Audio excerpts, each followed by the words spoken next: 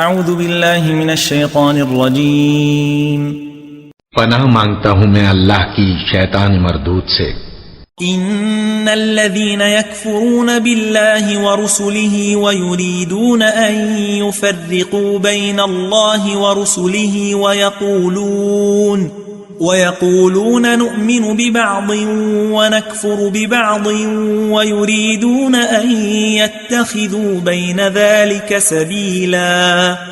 جو لوگ اللہ سے اور اس کے پیغمبروں سے کفر کرتے ہیں اور اللہ اور اس کے پیغمبروں میں فرق کرنا چاہتے ہیں اور کہتے ہیں کہ ہم بعض کو مانتے ہیں اور بعض کو نہیں مانتے، اور ایمان اور کفر کے بیچ میں ایک راہ نکالنی چاہتے ہیں، اولئک هم الكافرون حقا واعتدنا للكافرین عذابا مہینا۔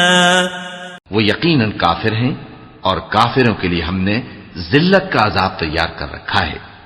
والذین آمنوا باللہ ورسلہ ولم يفرقوا بین احد منہم اولئک سوف یؤتیہم اجورہم وکان اللہ غفورا رحیما۔